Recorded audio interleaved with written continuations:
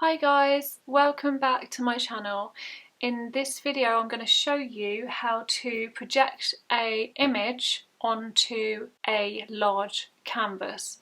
Now I've learned this technique recently. I'm sure there's a few other techniques, but this is the one that works for me. So quite often I get asked to do portraits and they will give me a photo of themselves or a family member or a pet or something like that, and they will want me to do it on a larger scale. I used to find it quite challenging to draw out the image on a really large canvas without somehow projecting the photo onto the canvas. I did used to freehand draw it, which went okay most of the time, but quite often I'd have to make corrections if the face was too small or the body was too large or it just wasn't in the right section of the canvas. So this is just a really quick and easy way that I learned how to project images or photos onto a larger scale, especially using a canvas. So what you're going to need is a cardboard box. So I have one here,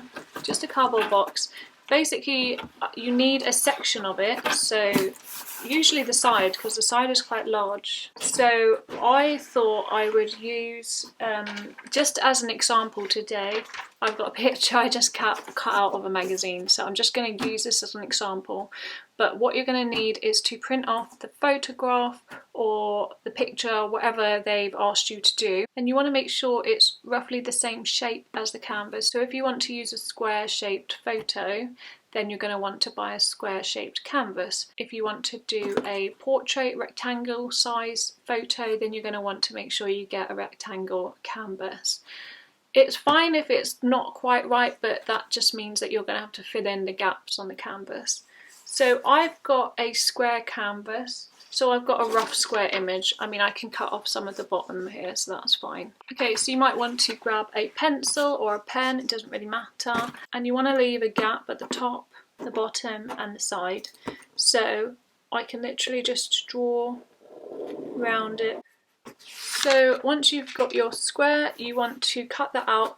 Now I find it easier using a Stanley knife and a board. It's just one of those knives that you drag along and it's easier to use than scissors. But obviously if you've only got scissors, then you can try and cut it out using scissors. So I've already got one done earlier.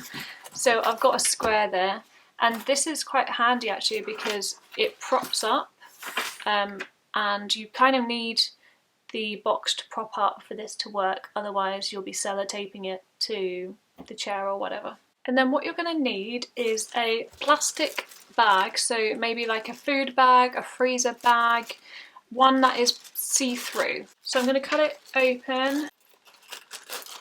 So basically we're going to use it to trace. Okay, so what I'm going to do is then place my plastic film over the image, and you just want to make sure that there's a bit sort of hanging over each side of it. And what I usually do is just put a bit of masking tape just to keep it in place, and make sure it's really tight, that it's got no bumps in it, so that's nice and flat.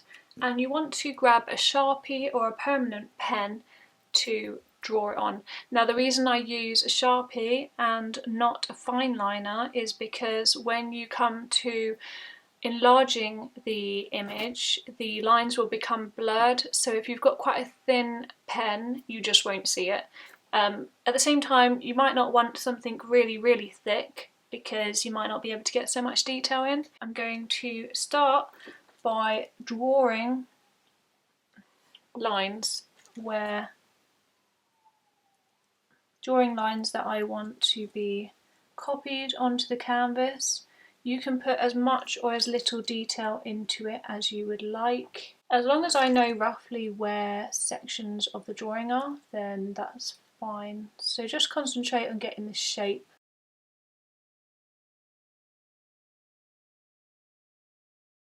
Okay, so I've finished drawing the image and the sections that I want to. So if I was to pull this out, you'll be able to see that I have a rough shape of the owl underneath.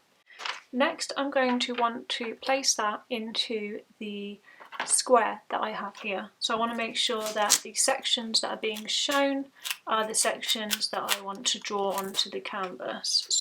So obviously make sure you don't put it back to front, so whatever you see through the open square is the way round that you want to see it on the canvas. So I think that's about right, and I'm going to place my bits of masking tape. And you can also actually cut off any sections you're not using. And I have my owl.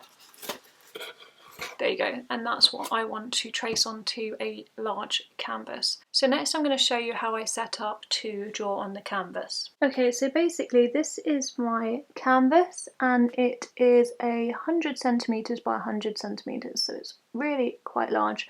And what I've done is I have propped it up on, I think that's just the speaker. So just find any object that lifts the canvas off the floor, and make sure you have 2 items of roughly the same height, because you're also going to need to prop your cardboard box and the image onto something.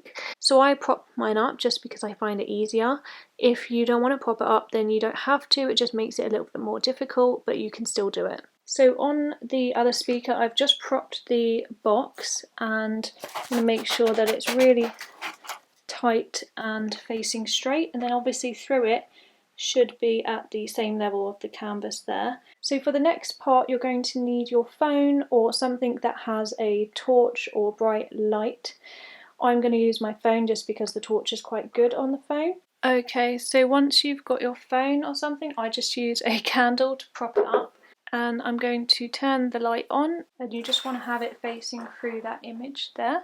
So then what you're going to want to do is make sure you close all of the curtains, blinds, anything that's creating light in your room, and you should be able to see the image projected onto the canvas.